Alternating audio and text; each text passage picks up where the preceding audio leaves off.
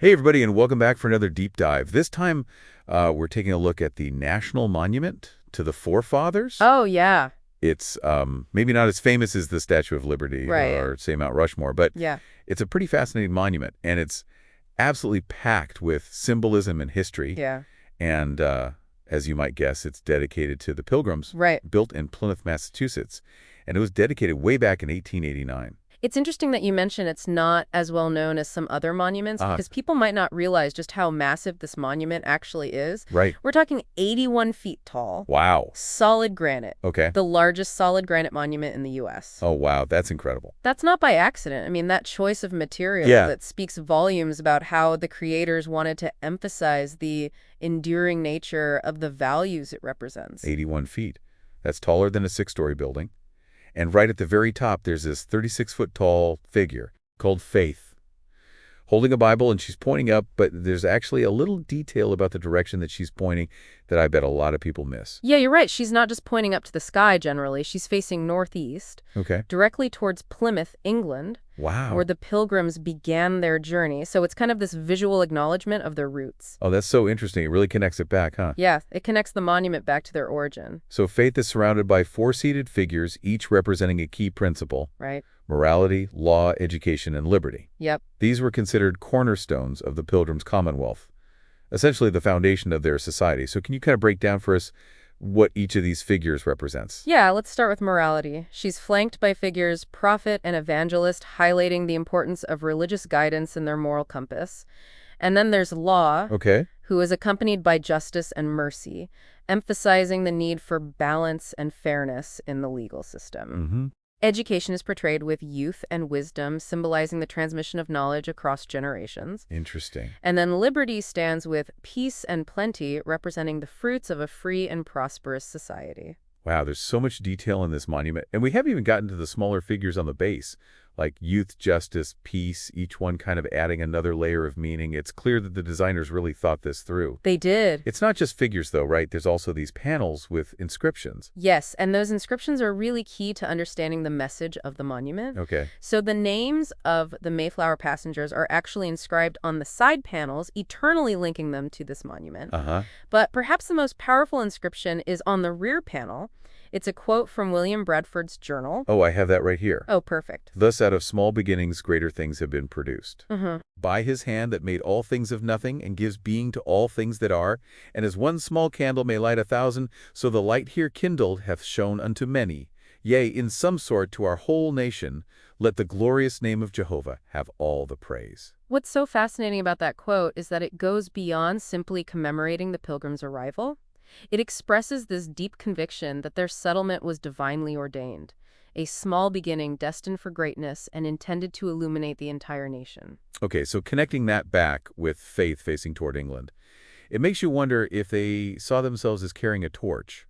You know, not just building a colony, but spreading their beliefs and their way of life. Yeah, that's a really insightful observation. It definitely raises questions about their ambitions beyond just settling in a new land. You can see hints of that broader vision in both the figure's posture and that inscription. That's amazing. Now, building something this grand, I mean, it must have taken a long time, right? This wasn't a quick project. You're absolutely right. Yeah. The idea was first proposed around 1820, Oh, wow. but the cornerstone wasn't laid until 1859. So that's almost 40 years. Gosh, that's a long time. And even then, the project faced numerous delays. I can imagine.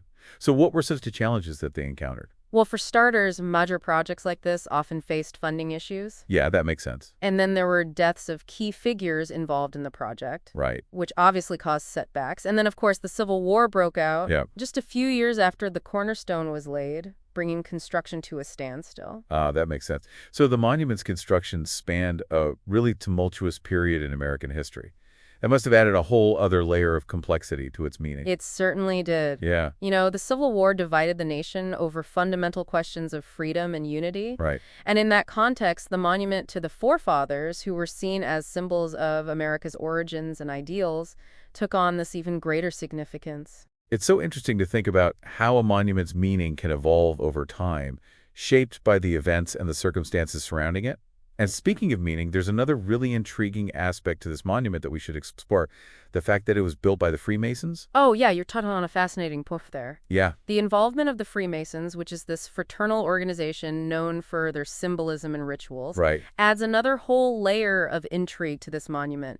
It suggests that there might be some deeper, even hidden meanings embedded within its design, waiting to be decoded by those who know where to look. It's like a secret code embedded in stone. Right. Maybe there are clues within the monument itself that point to these deeper meanings. It's certainly possible. For instance, some scholars have noted the monument's alignment with certain celestial events, Okay. suggesting this astronomical connection that might hold symbolic significance.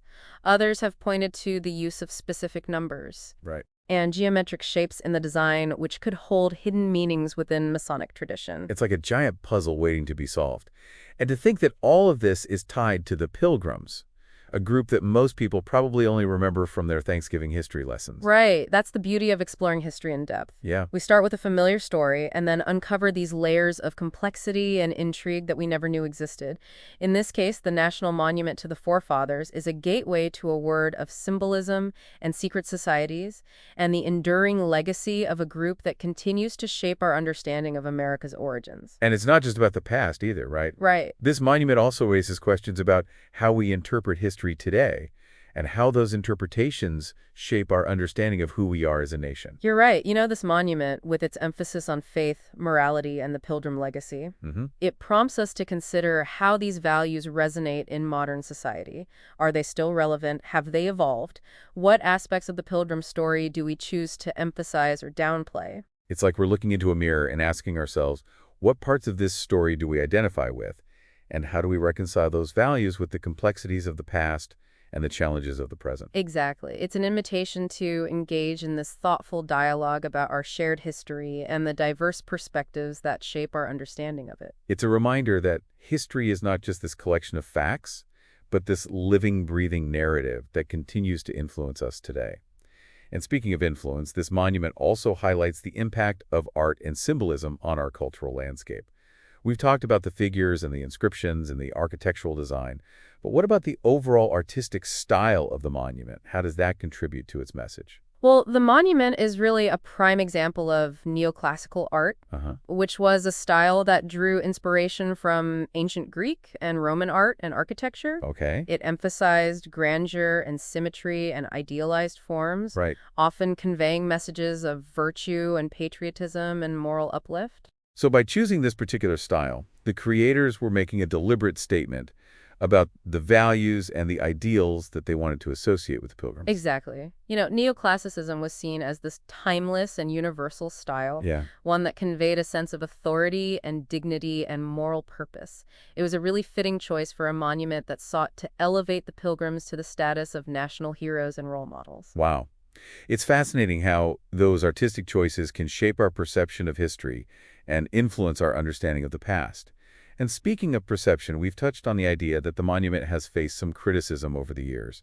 So what are some of the concerns that people have raised about the monument? Well, one of the main criticisms is that the monument presents a rather idealized and one-sided view of the Pilgrim story. Okay. It celebrates their virtues and accomplishments, but it doesn't fully acknowledge the complexities of their history, Right. particularly their interactions with Native Americans.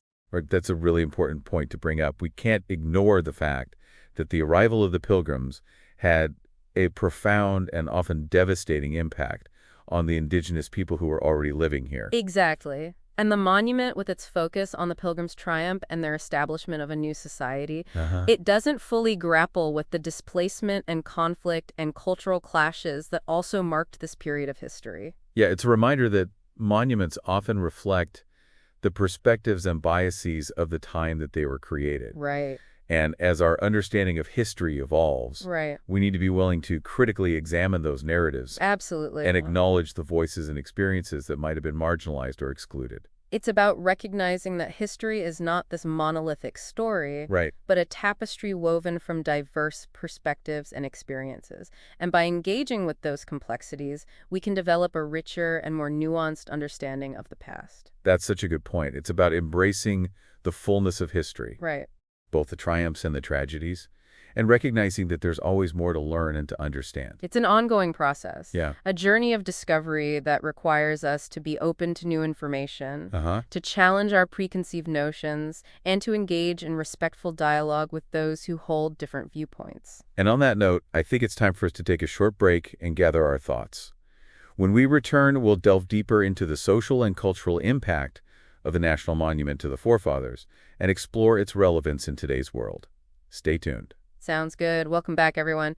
Before the break, we were talking about how the National Monument to the Forefathers has faced some criticism for maybe presenting this one-sided view of history, and it's a valid concern. Yeah. It brings up this larger question of how we grapple with these complex historical narratives. Right, it's like we're constantly trying to find that balance between Yeah, honoring the past and acknowledging its complexities. absolutely. On the one hand, we want to recognize, the accomplishments Right, of those who came before us, right. but we also need to be honest about the challenges and the mistakes and even the injustices that were part of that history. Precisely, and that's where critical thinking comes in. Yeah, It's not about erasing history. We're trying to rewrite it to fit a particular narrative. yeah. It's about approaching the past with an open mind, questioning assumptions, and seeking out diverse perspectives. So how does that apply to the National Monument to the Forefathers?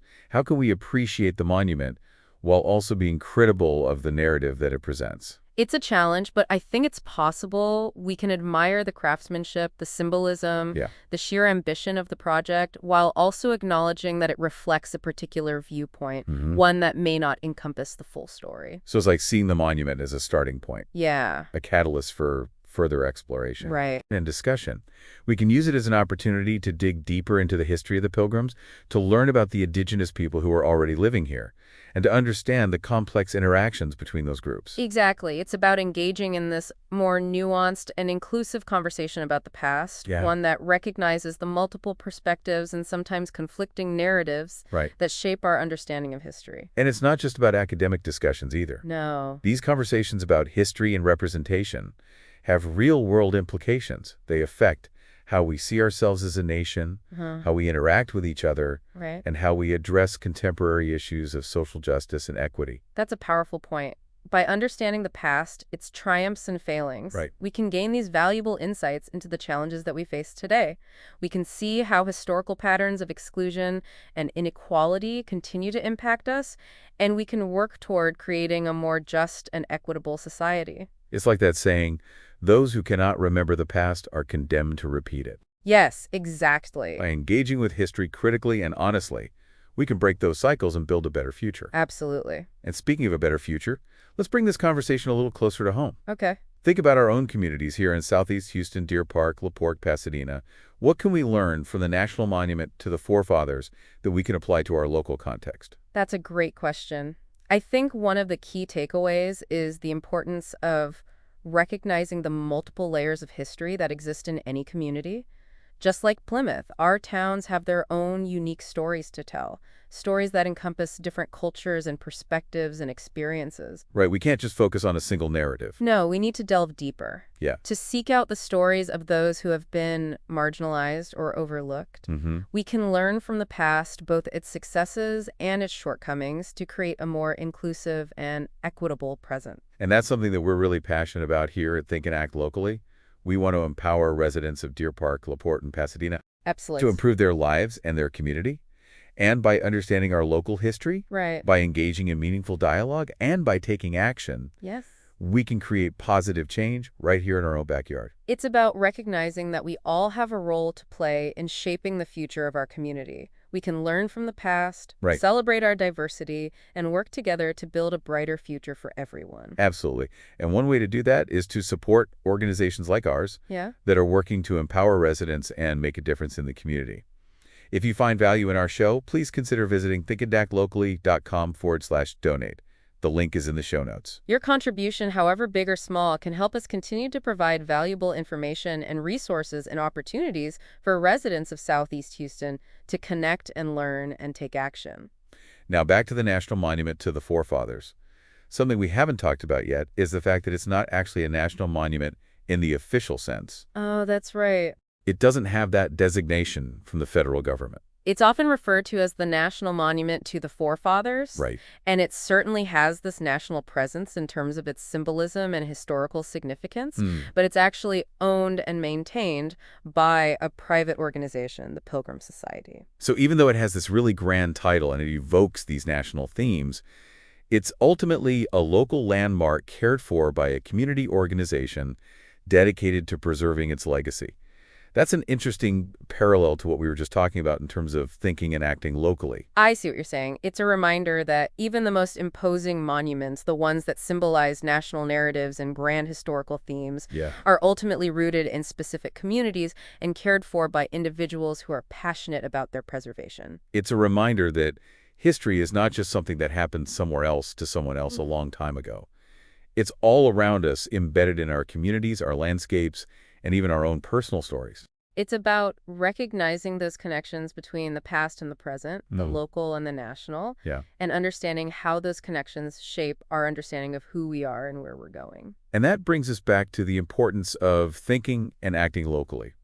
By understanding our own community's history, Right. engaging with its complexities, and working together to address its challenges, Absolutely. we can create positive change that ripples outward, impacting not just our own lives, but the lives of those around us. It's about recognizing that even small actions taken at a local level can have this significant impact on the larger world. And on that note, let's take a quick moment to gather our thoughts before we move on to the final part of our deep dive. When we return, we'll explore some fascinating trivia about the National Monument to the Forefathers and consider its relevance to our own lives and communities here in Southeast Houston. Stay with us. And we are back for the final part of our deep dive into the National Monument to the Forefathers. We've been having a really interesting conversation about its symbolism, its history, and the many ways it's been interpreted over time. But before we wrap up, I thought it would be fun to share some interesting trivia about the monument. Okay. Are you ready for some fun facts, expert speaker? Always, I love a good dose of trivia, especially when it's about historical landmarks. It's amazing what little details can sometimes reveal about a monument's creation and the people behind it. All right, well, here's one that might surprise you.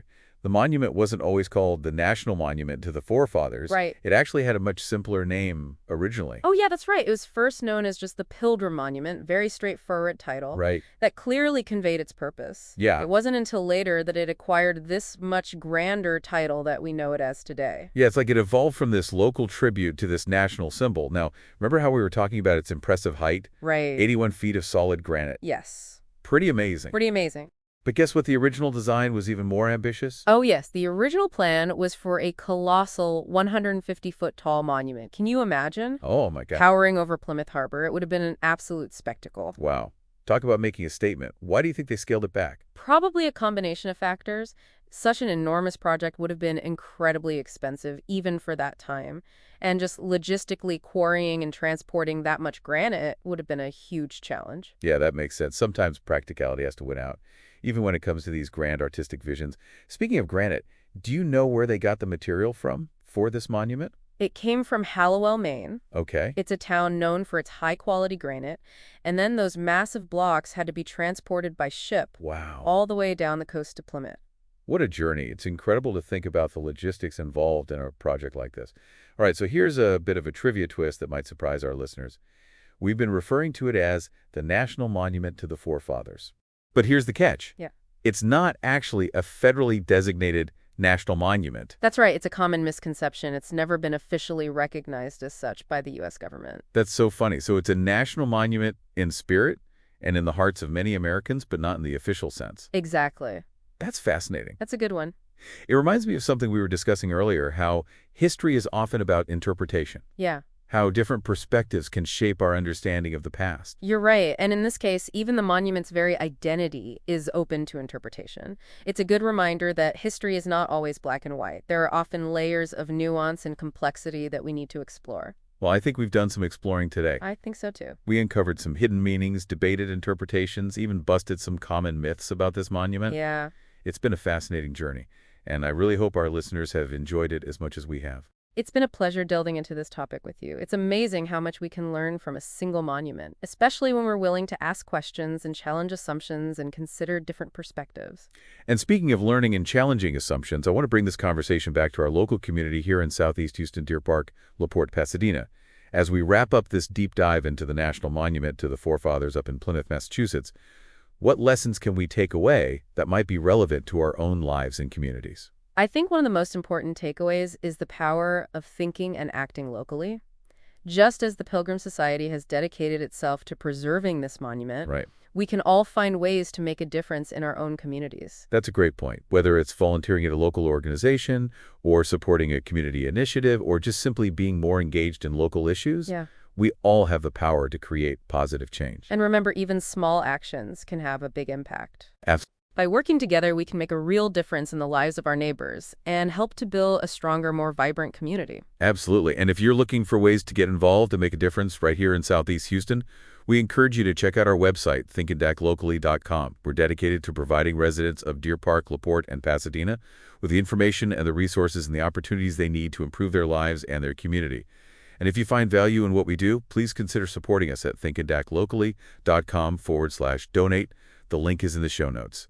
Your contribution helps us to keep this podcast going and expand our reach in the community. We believe that everyone has something to offer, and by working together, we can make a real difference. Well said. And on that note, we want to thank you all for joining us on this deep dive into the National Monument to the Forefathers. We hope you've enjoyed the conversation and learned something new along the way. Until next time, keep thinking and acting locally.